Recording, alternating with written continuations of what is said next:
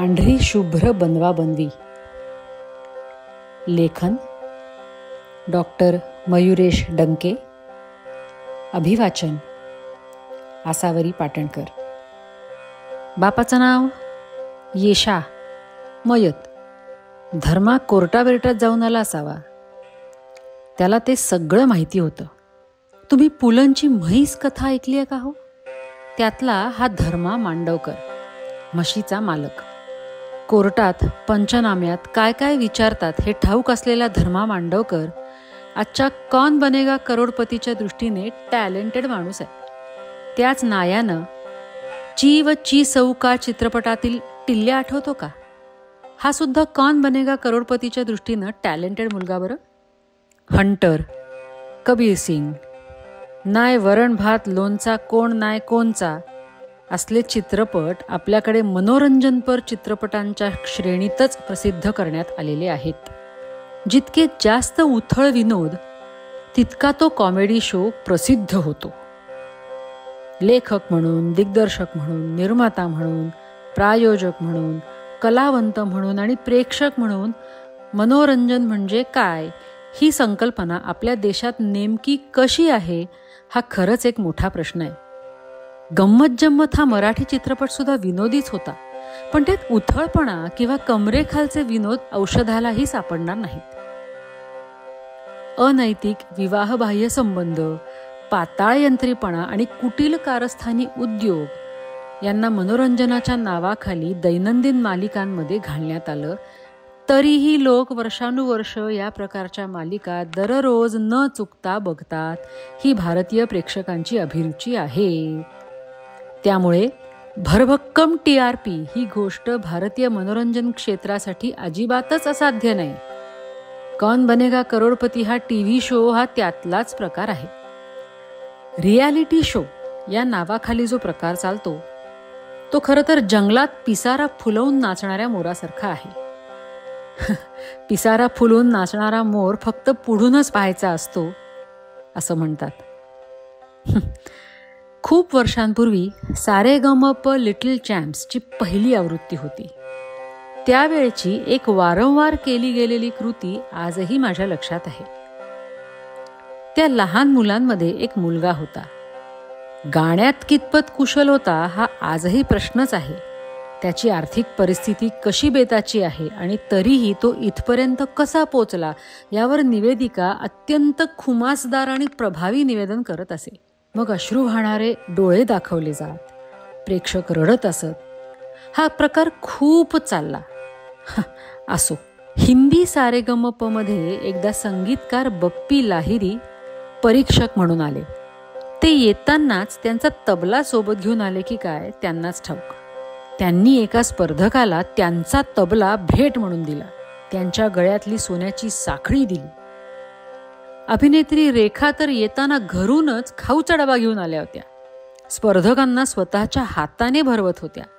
स्पर्धा सुरू असताना असले प्रकार चालवले जातात ते स्वाभाविक असतात की तो त्यांच्या स्क्रिप्टचा भाग असतो? अनेकांनी हे स्पष्ट केलंय की रियालिटी शो हे नुसते नावालाच रियालिटी शो असतात. वास्तवात त्यातील प्रत्येक गोष्ट हेतुपूर्वक आखूनच घडवून आणलेली असते. काही दिवसांपूर्वी प्रख्यात बासरीवादक श्री अमर ओक यांच्या एका मुलाखतीत त्यांनी रियालिटी शोचं महाभयंकर, खेदजनक आणि अत्यंत उबग आणणारं वास्तव सांगितलं आहे.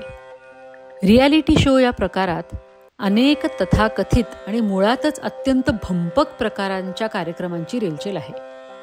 सांगीतिक स्पर्धा, नृत्य स्पर्धा, स्टँडअप कॉमेडी हे जसे आहेत तसंच कौन बनेगा करोडपती सारखे कार्यक्रम सुद्धा याच श्रेणीत आहेत.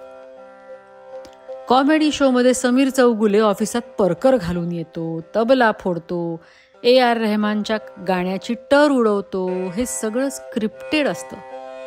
स्क्रिप्टेड असतं म्हणजे काय हो? तर कुणाच्या तरी सुपीक डोक्यातून या कल्पना उगवलेल्या असतात. दिग्दर्शक नामक व्यक्ती अभिनेते आणि अभिनेत्री यांच्याकडून त्यानुसार काम करवून घेतात. हे सगळं चित्रीकरण एडिट केलं जातं. त्यातलं जेवढं दाखवून जास्तीत जास्त TRP उकळता येईल तेवढंच दाखवलं जातं. बिग बॉस, खतरों के खिलाडी, WWF हे सुद्धा त्यातलेच प्रकार आहेत. 24 तास घरात कोंडून ठेवलेली माणसं कशी वागतात याचा एपिसोड 1 तासात दाखवतात. मग उरलेल्या 23 तासांमध्ये काय काय घडलं याची माहिती कुठं आहे?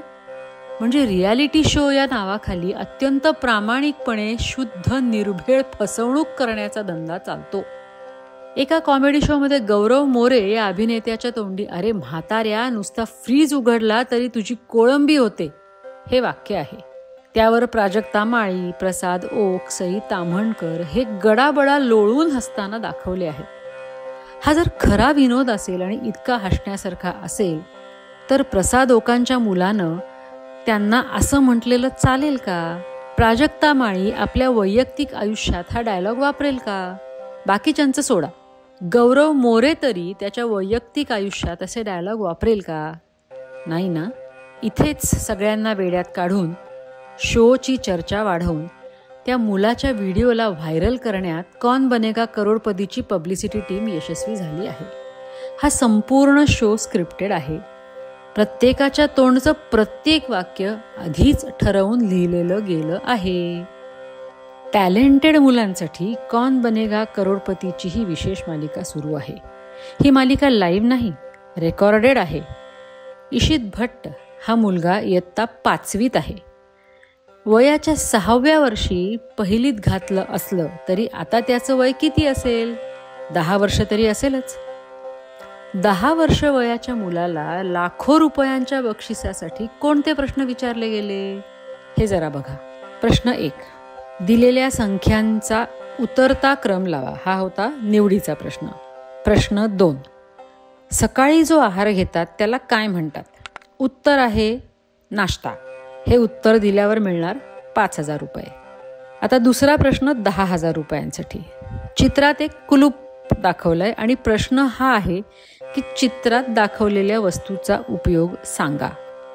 उत्तर आहे दरवाजा लॉक करण्यासाठी. परमेश्वरा. तिसरा प्रश्न 15,000 रुपयांसाठी. टँगो, कथक आणि ब्रेक हे कशाचे प्रकार आहेत? उत्तर आहे नृत्य प्रकार. चौथा प्रश्न 20,000 रुपयांसाठी. बुद्धिबळाच्या पटावर खेळाच्या सुरुवातीला किती राजे असतात? उत्तर आहे 2. कोणत्याही टॅलेंटेड मुलासाठी या 4ही प्रश्नांना पर्यायांची आवश्यकताच नाही. हा पहिला भाग. आणि असल्या टुकार प्रश्नांना 20-25 हजारांची बक्षिसं कोण देईल? हा आणखीन पुढचा भाग. अत्यंत सामान्य व्यवहार ज्ञानाच्या माहितीला टॅलेंट हे प्रतिष्ठित नाव देण्याचा हा खुळा उद्योग सांगितलाय कोणी? टॅलेंट म्हणजे नेमकं काय हे तरी या शोच्या बौद्धिक टीमला ठाऊक आहे का, असाच प्रश्न पडतो. बरं, 5वा प्रश्न 25,000 रुपयांसाठी विचारला गेला आणि तिथे हा इशित भट्ट चुकला. तो चुकला की त्याला चुकायला लावलं हा सुद्धा एक प्रश्नच आहे. कारण वाल्मिकी रामायणातल्या कांडांची क्रमवार नावं 10 वर्ष वयाच्या मुलाला ठाऊक असणं अपेक्षितच नाहीये. कदाचित प्रसिद्धी मिळवायला 4 प्रश्नांची प्रसिद्धी पुरेशी होईल असं वाटल्यावर हा प्रकार आवर्ता घेण्यासाठी असला विचित्र प्रश्न विचारायची ही योजना ठरलेली असेल. कारण ही परीक्षा नव्हतीच ना, हे पूर्ण मनोरंजन होतं. एंटरटेनमेंट, एंटरटेनमेंट, एंटरटेनमेंट बस. देशभरातून निवडण्यात आलेल्या टॅलेंटेड मुलांना हजारो रुपयांसाठी या अशा सुमार दर्जाचे प्रश्न विचारले जातात. हे प्रश्न कोण निवडतं? त्यासाठी कुठली समिती आहे का? त्या समितीचे सदस्य कोण आहेत? या प्रश्नांची उत्तरं कुणालाच ठाऊक नाहीत. त्या उलट 3रीच्या ज्ञानपीठ परीक्षेत किंवा 4थीच्या स्कॉलरशिप परीक्षेतले प्रश्न पहा आणि स्कॉलरशिपची रक्कम पहा. वर्षभर दररोज तासनतास अभ्यास करून स्कॉलरशिपची परीक्षा उत्तीर्ण होणाऱ्यांना किती रुपयांची शिष्यवृत्ती मिळते हे आपल्याला माहिती आहे? हजारो रुपयांसाठी असले फालतू प्रश्न विचारून त्यालाच टॅलेंटेड मुलगा म्हणण्याचं पिल्लू सोडून मजा बघण्याचा हा धंदा आहे. इशित भट्ट किंवा त्याच्यासारखीच सो कॉल्ड टॅलेंटेड मुलं मुली निवडली जातात की मुद्दाम योजली जातात हा प्रश्न कुणालाच कसा पडत नाही. कौन बनेगा करोडपतीची टॅलेंटेड या शब्दाची व्याख्या नेमकी काय आहे? अशी ही बनवाबनवी या पिक्चरच्या पहिला डायलॉगपासून शेवटपर्यंत तोंडपाठ असलेली शेकडो मुलं मुली आमच्या पिढीत होती. आजही त्या सिनेमाचे बहुतेक सगळे कॉमेडी संवाद बऱ्याच जणांना पाठ आहेत. पुलंच्या कॅसेट्स पाठ आहेत. म्हणजे ही सगळी माणसं टॅलेंटेड झाली का? एखादा सिनेमा 10 वेळा पाहिला की डायलॉग पाठ होतात. त्यात टॅलेंट असतं का? कुठेही हा सिनेमा लागला, कुणीही माणूस अगदी उत्स्फूर्तपणे यातले संवाद अचूक म्हणू लागतो. याला टॅलेंट म्हणायचं का? आज इशित भट्ट याच्या संस्कारांविषयी आणि पालकांविषयी भरभरून बोललं जात आहे. पण मग ह्याच इशित भट्टच्या वयाची एक छोटी मुलगी अशाच एका रियालिटी शो स्पर्धेत ही पोरगी साजूक तुपातली हे गाणं गायली तेव्हा संस्कारांविषयी का बोललं गेलं नाही? हे गाणं तुझ्या वयाला योग्य नाही असं परीक्षकांनी का म्हटलं नाही? महाराष्ट्रात गौतमी पाटील नामक एक कलावंत बाई आहेत. त्यांच्या अनेक कार्यक्रमांमध्ये त्या लहान मुलामुलींना स्टेजवर बोलवतात आणि त्यांना स्वतःसारखं नाचायला लावतात. त्याचे व्हिडिओ सगळीकडे व्हायरल होतात. त्यावेळी या लहान मुलांच्या संस्कारांविषयी काहीच बोललं जात नाही. एका नामांकित शाळेच्या विविध गुणदर्शन कार्यक्रमाला गेलो होतो. तिथे लहान गटातल्या मुलांचा love is waste of time या गाण्यावर डान्स बसवला होता. पालक मोठ्या कौतुकाने शूटिंग करत होते. शिक्षक टाळ्या वाजवत होते. त्यावेळी संस्कारांचा विचार कुणाच्याच मनात कसा काय आला नाही? हे सगळं एक नागरिक म्हणून प्रत्येकाने खरंच विचार करण्यासारखं आहे. मनोरंजनाच्या नावाखाली वाटेल तशा स्क्रिप्ट्स लिहिल्या जातात आणि कुणाच्याही तोंडून त्या वदवून घेतल्या जातात. हे मनोरंजन क्षेत्रातील उघड सत्य आहे. इतक्या लहान वयात अमिताभ बच्चन यांच्यासमोर बसायला मिळतंय हे त्या मुलाचं भाग्यच आहे. आणि तो अमिताभ बच्चनशी असं बोलला हेच लोकांच्या दुखावण्याचं खरं कारण आहे. तुम्ही मला शहाणपण शिकवू नका, मला लेक्चर देऊ नका, मला अक्कल शिकवू नका. घरोघरी आपल्याच मुलांच्या तोंडून हे रोज ऐकून घेणारे पालक आहेत. त्यांचं काय? पालकांशी किंवा कोणत्याही वडीलधाऱ्या माणसांशी असं बोलण्यात मुलांना काहीही आजकाल गैर वाटत नाही. आणि ही आत्ताची खरीखुरी कौटुंबिक परिस्थिती आहे.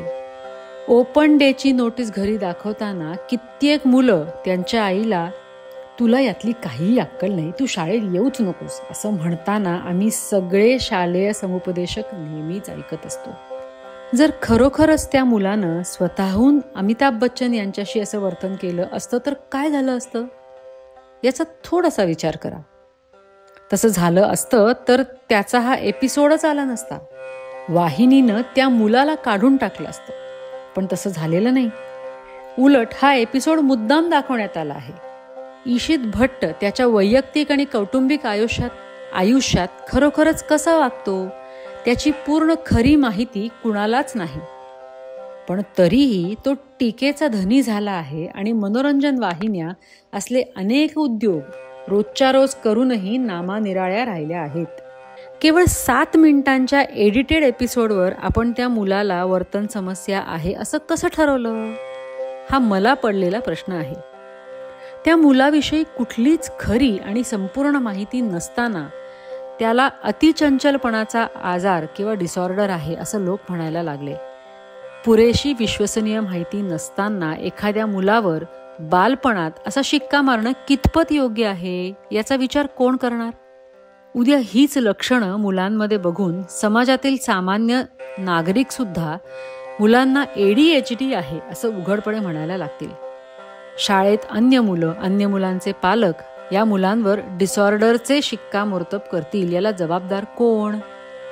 पूर्ण शास्त्रशुद्ध, विश्वसनीय, कसोट्यांवर तपासलेली, निर्विवाद सिद्ध झालेली आणि सबळ पुराव्यानिशी असलेली माहिती हाती नसेल तर कोणाही विषयी कुठलंही समस्यात्मक, व्यंगात्मक भाष्य करू नये असं आम्हा मानसशास्त्राच्या विद्यार्थ्यांना अगदी सुरुवातीपासूनच ठाम शिकवलं गेलं असतं. कोणत्याही परिस्थितीत कुणाही व्यक्तीवर मानसिक अस्वास्थ्याचा शिक्का बसू नये याची जबाबदारी आपल्या प्रत्येकाची आहे हे आमच्या क्षेत्रातील सगळे गुरुजन नेहमी सांगतात. त्याचा आपल्याला खरंच विसर पडला आहे का? दारू पिऊन कॉलेजच्या प्राचार्यांच्या बंगल्याबाहेर लघुशंका करणारा राजू रस्तोगी लोकांनी सहकुटुंब, सहपरिवार सिनेमा थिएटरमध्ये जाऊन बघितला आहे. एका जाहीर कार्यक्रमात भाषणातले शब्द बदलून अर्थाचा अनर्थ करून कार्यक्रम कसा उधळता येतो हे लोकांना सिनेमा थिएटरमध्ये मोठ्या आकर्षक पद्धतीने दाखवण्यात आलं आहे. अशी हजारो उदाहरणं इथं सांगता येतील. पण तात्पर्य हेच आहे की मुलांचं वागणं चुकीचं ठरवलं गेलंय कारण तो अमिताभ बच्चनशी तसा वागला आहे. तो अन्य घरातल्या अन्य कुणाशी असा वागला असता तर मीडियाने त्याच्या संस्कारांवर प्रश्नचिन्ह उपस्थित केलं असतं का हो? एका रात्रीत 80,000 रुपये दारूवर उडवून 2.5 कोटी रुपयांच्या गाडीने 2 जणांना उडवून मारणाऱ्या मुलाच्या बाबतीत हा कौटुंबिक संस्काराचा मुद्दा मीडिया का लावून धरत नाही? प्रश्न अनेक आहेत, कितीतरी आक्षेप आहेत. मनोरंजन आणि ज्ञानरंजन हे 2 वेगळे विषय आहेत. पण मनोरंजनातून ज्ञान मिळतं या खुळचट थेरापायी कोट्यावधी प्रेक्षकांना नादी लावून स्वतःच्या आर्थिक लाभाची तुंबडी भरून घेणाऱ्या वाहिन्यांना, स्क्रिप्ट रायटर्सना, दिग्दर्शकांना कुणीच धारेवर का धरत नाही? हा खरा प्रश्न आहे. या सगळ्या प्रकरणात इशित भट्ट हा तर एक कठपुतळी आहे. त्या कठपुतळीच्या दोऱ्या भलत्याच कुणाच्या तरी हातात आहेत. ती बाहुली नाचवून पैसे गोळा करणारा भलताच कोणीतरी आहे आणि या खेळाला सत्य मानून प्रेक्षक मात्र फसले आहेत. नमस्कार.